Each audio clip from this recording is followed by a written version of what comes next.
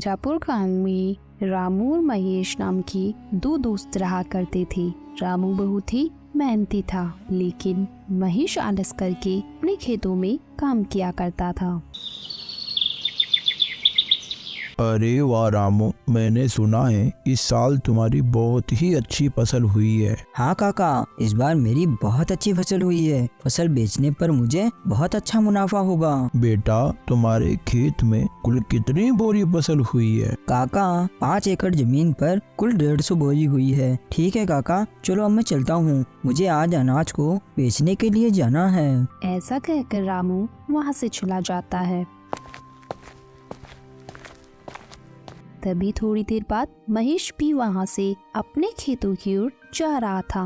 अरे महेश बेटा, कहाँ जा रहे हो? काका, खेत में फसल की बोरियां आज सुबह जल्दी जाकर मैंने भर दी थी, अब उन्हीं को लेने जा रहा हूँ। महेश बेटा, तुम्हारे पास भी 5 एकड़ जमीन है ना? तो तुम्हारे खेत में इस बार कितनी फसल की बोरियां हुई है? हाँ काका, मेरे पास 5 एकड़ जमीन है और मेरी जमीन पर इस बार 1 एकड़ में 20 बोरियां हुई हैं, तो 5 एकड़ की 100 बोरियां हुई है। क्यों महेश बेटा, तुम्हारे खेत में 100 बोरी की फसल ही क्यों हुई है?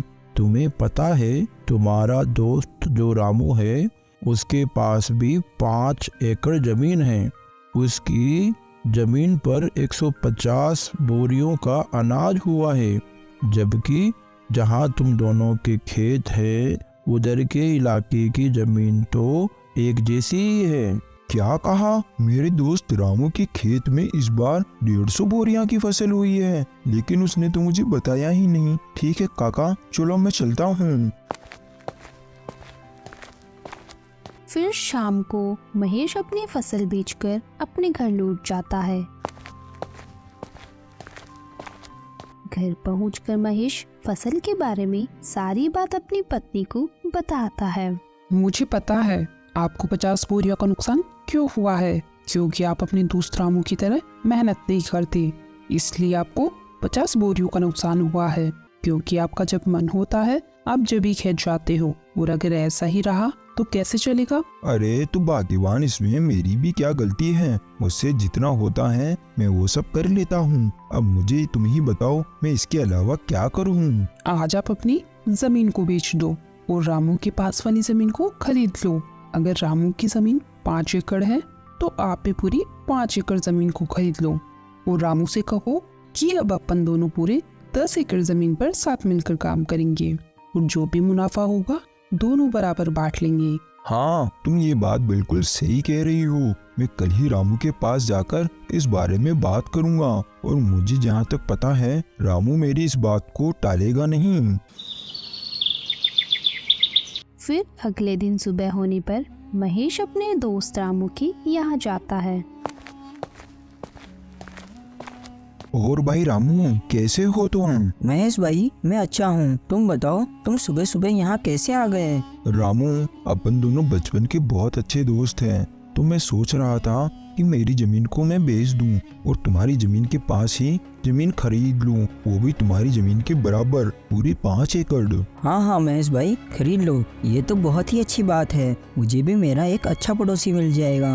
लेकिन रामू, अगर तुम्हें ऐतराज ना हो तो अपन दोनों मिलकर तुम्हारी और मेरी जमीन पर खेती करें, क्योंकि दोनों अलग अलग मेहनत करने से अच्छा है दोनों एक जगह ही मेहनत करें, इससे अपन दोनों को अच्छा मुनाफा भी होगा। हाँ हाँ महेश भाई, मुझे इस बात से कोई एतराज नहीं है। चलो अपन सेठ मनीराम के यहाँ चलकर जमीन को खरीदने और बेचने की बात करते हैं, क्योंकि मेरे खेत के पास की जमीन सेठ मनीराम की है। फिर दोनों सेठ मनीराम के पास चले जाते हैं। सेठ जी, रामू के पास वाली जो जमीन आपकी है, मुझे उस जमीन को खरीदना है। तो खरीद लो, हमने कब मना किया है, लेकिन जमीन खरीदने के लिए पैसे लेकर आए हो? दरअसल सेठ जी, बात ऐसी है कि मैं अपनी 5 एकड़ जमीन बेचना चाहता हूँ और रामू के पास वाली 5 एकड़ जमीन खरीदना चाहता हूँ। तो खरीद लो, मुझे कोई दिक्कत नहीं है, लेकिन मेरी जमीन के बदले मुझे तुम्हारी जमीन और 5,000 रुपए चाहिए। लेकिन सेठ जी, मेरी जमीन भी तो 5 एकड़ की है और आपकी जमीन भी तो 5 एकड़ की है, तो फिर आप मुझसे 5,000 रुपए और क्यों मांग रहे हो? देखो भाई महेश, जमीन की समय के हिसाब से कीमत होती है। अगर तुम्हें लेनी है तो 5,000 रुपए दे दो, वरना कोई बात नहीं। ठीक है सेठ जी, चलो आप 5,000 रुपए और ले लेना, लेकिन आपकी वो जमीन मुझे दे दो। फिर महेश सेठ मनीराम से उसकी जमीन खरीद लेता है। फिर ऐसे ही कुछ दिन बीतने के बाद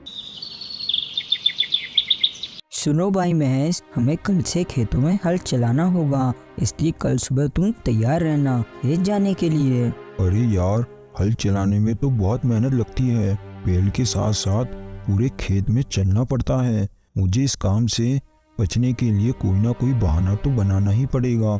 अरे सुनो भाई रामू, आज मेरी पत्नी के पिताजी का देहांत हो गया है और मुझे 12 दिन के लिए उनके वहाँ जाना पड़ेगा, और अगर मैं वहाँ नहीं गया तो अच्छा नहीं लगेगा।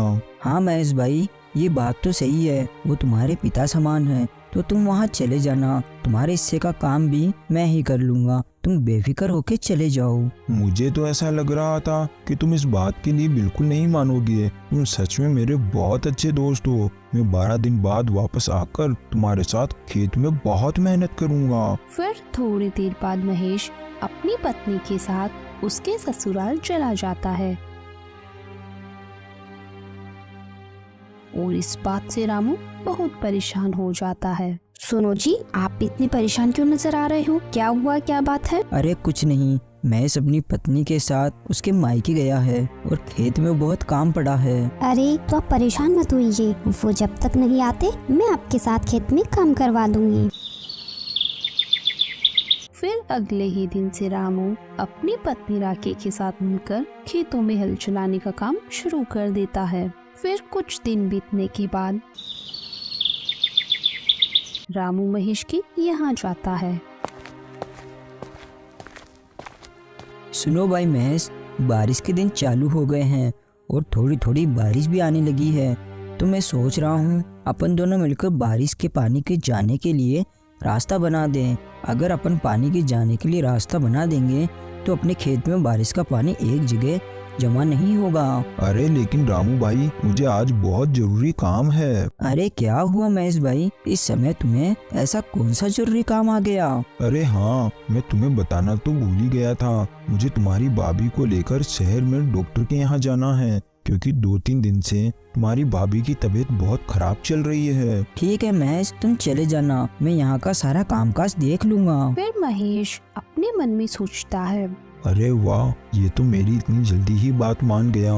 मेरे हिस्से का काम भी करने के लिए तैयार हो गया। दोनों मिलकर खेतीबाड़ी करेंगे।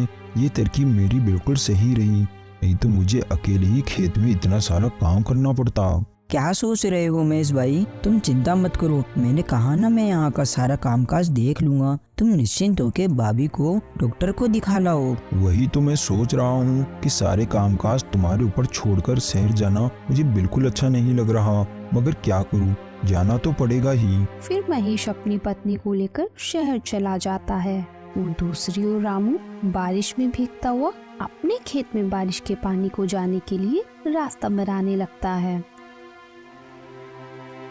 फिर रात होने पर सुनो जी, मुझे ऐसा लगता है जब अपने खेत में कोई काम नहीं होता तो आपका दोस्त महेश घर पर ही रहता है, और जैसे ही आपको खेत में कोई काम होता है वो कोई ना कोई बहाना बना लेता है। मेरा शक बिल्कुल सही है, वो जानबूझकर बहाने बनाता है और शहर चला जाता है। ये तुम क्या बोल रही हो? तुम ऐसा बोलकर मेरे और मेरे दोस्त के बीच झगड़ा करवाना चाहती हो? वो मेरा बचपन का दोस्त है, वो मुझे कभी धोखा नहीं दे सकता।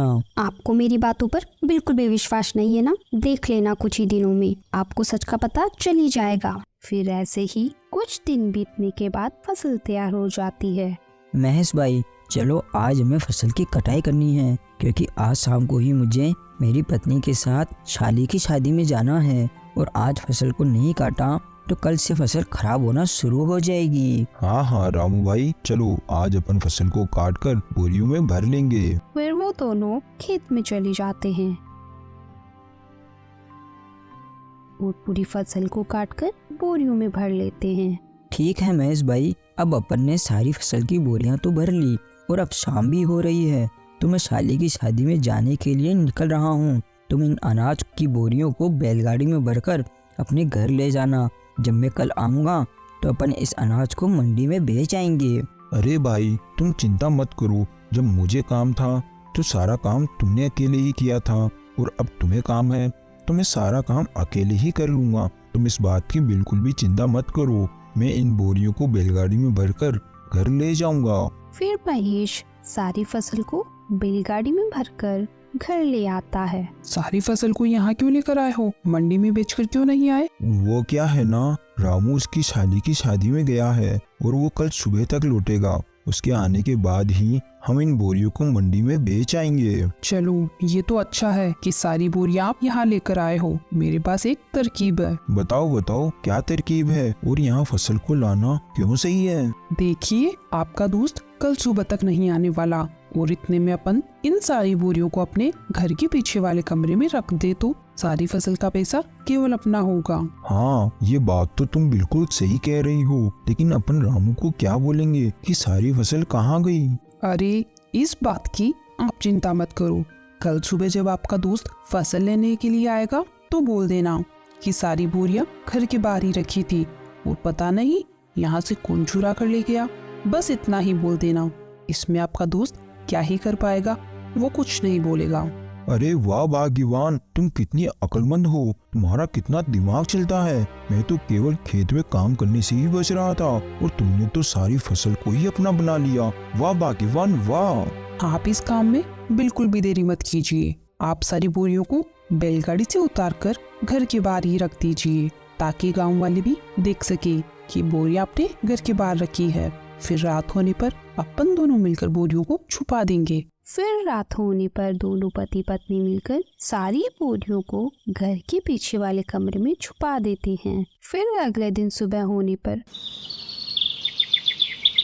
रामू महेश की यहाँ आता है। अरे महेश भाई, तुमने सारी बोरियां कहाँ पर रखी है? चलो आज अपन उनको मंडी में बेच आते हैं। हाँ हाँ रामू भाई चलो। फिर वो दोनों घर के बाहर जाते हैं। अरे बाप रे, मैंने अनाज की सारी बोरियां तो यहीं रखी थी, कहाँ गई बोरियां? अरे महेश भाई, तुम ये क्या बोल रहे हो? कहाँ पर है सारी बोरियां? मुझे नहीं पता, मैंने सारी बोरियां कल शाम को यहीं लाकर रखी थी। मैंने सोचा था कि यहीं से सारी बोरियां उठाकर अपन मंडी में बेच आएंगे, लेकिन अब क्या करेंगे, अपनी सारी बोरियां तो चोरी हो गई। क्या अपनी सारी अनाज की बोरियां चोरी हो गई? हाँ ये चोरों का ही काम है, नहीं तो यहाँ पर रखी हुई बोरियां भला कौन लेकर जाएगा?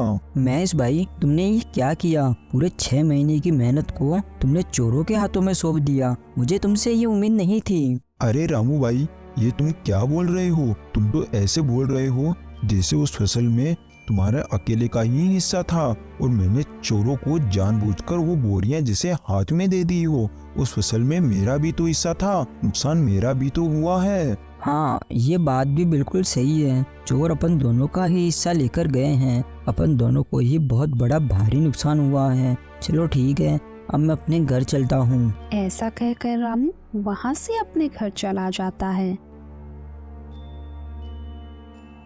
और जाकर चुपचाप बैठ जाता है। क्या हुआ जी, आप इतने उदास क्यों नजर आ रहे हो? क्या बताऊँ मैं तुम्हें। फिर रामू अपनी पत्नी को सारी बात बता देता है।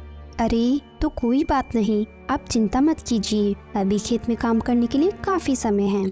जब तक आप अपने घर के बाहर वाले आंगन में सब्जियां लगाकर उन्हें बेचने का काम चालू कर दो। हाँ तुम ये बात बिल्कुल सही कह रही हो। मैं कब तक ऐसे ही हाथ पे हाथ धरा बैठा रहूंगा? घर बैठे रहने से कौन सा मुझे बैठे बैठे पैसा मिल जाएगा। फिर रामू सब्जियां लगाने के लिए अपने घर के बाहर के आंगन में खुदाई करने लगता है।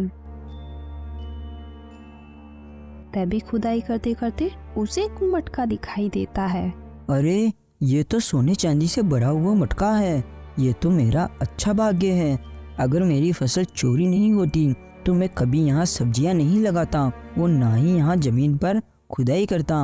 अगर इसमें से एक सोने का सिक्का भी बेच दिया तो मेरी फसल के बराबर मुझे पैसे मिल जाएंगे। फिर रामू अंदर जाकर सारी बात अपनी पत्नी को बता देता है। ये सब भगवान की ही कृपा है, क्योंकि आप बहुत मेहनती इंसान हो। मेहनत का फल हमेशा मिलता ही मिलता है। और उधर दूसरी ओर सुनो जी, आज रात को अपन इस फसल को मेरे भाई के यहाँ ले जाएंगे और रात में वहीं रुक जाएंगे। फिर कल सुबह इस फसल को शहर में ही बेच देंगे। हाँ हाँ, तुम बिल्कुल सही कह रही हो, अपन ऐसा ही करेंगे। फिर रात होने पर महेश और उसकी पत्नी दोनों उस कमरे में जाते हैं तो देखते हैं उनकी सारी फसल की बोरियां खराब हो चुकी है।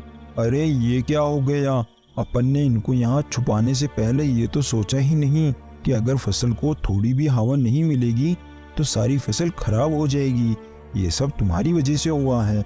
जो अपन को अपने हिस्से में मिलने वाला था अब तो वो भी नहीं मिलेगा। चला गया अब अपने हाथ से सब कुछ। अब क्या करेंगे अपन दोनों, हमारा सब बर्बाद हो गया अब। तो दोस्तों, हमें इस कहानी से यही सीख मिलती है कि हमें कभी भी किसी के साथ बुरा नहीं करना चाहिए, क्योंकि बुरा करने वालों के साथ बुरा ही होता है। और रामू बहुत ही मेहनती आदमी था तो उसे उसकी मेहनत का फल मिल ही गया। Thanks for watching.